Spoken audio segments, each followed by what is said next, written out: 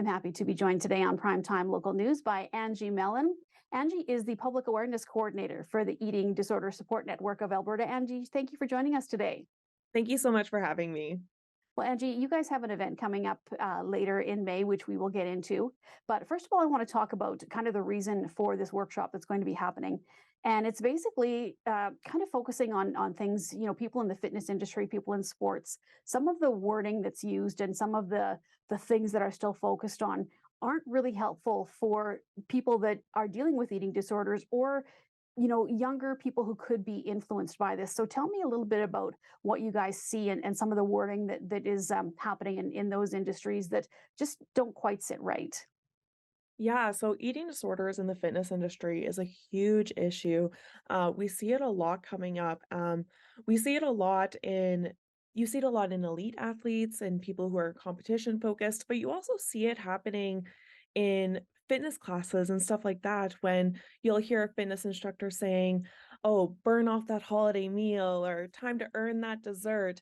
Those are all sneaky little displays of diet culture that we see moving their way in, and those can really harm and affect someone who might be struggling with disordered eating or an eating disorder. So we really want to offer a workshop so we can help people discover the best way to approach those sort of things, some language to use, and then also what to do if you do see someone struggling, if you do see warning signs and risk factors. So, You mentioned in a news release that you sent over, Angie, there were some statistics of yeah. people, and it's really quite surprising actually who are involved in these industries and have disordered eating. Can you tell me a little bit about that? Yeah, so up to 45% of female athletes and 19% of male athletes struggle with an eating disorder, according to some studies. And not only that, the instructors themselves struggle with disordered eating. Up to 22% of male instructors and up to 59% of female instructors also struggle with disordered eating. So it is a really large issue in this industry when you're seeing over 50% of people struggling with this sort of problem. So, And I think because of, going back years and years, people always, or not always, but a lot of time associate fitness with diet, no matter what. And when I say diet, I don't mean, just eating healthier, but restricting calories, that sort of yeah. thing.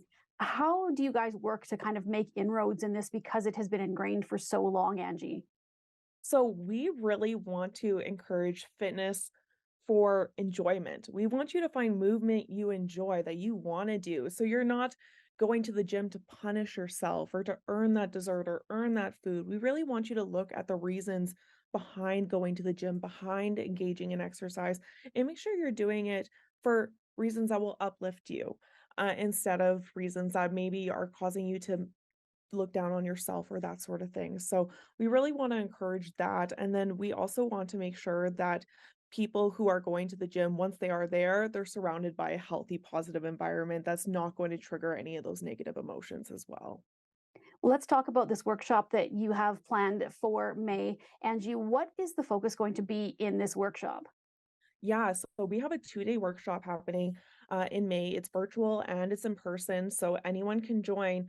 And we have really great list of facilitators coming up. We have a recreational therapist, a psychologist, two dietitians, a gym owner, and a personal trainer. So they all have extensive history working with people with eating disorders, and they're all going to offer their background knowledge. So we're going to offer insights onto what are eating disorders, who can be affected, risk factors, warning signs, and then language to use, best practices, and we'll even do some role playing so people can really see how this would come into play in their gym environment. And then, of course, we're going to have tons of time for questions so that people can really ask us what they need from their own personal situations as well.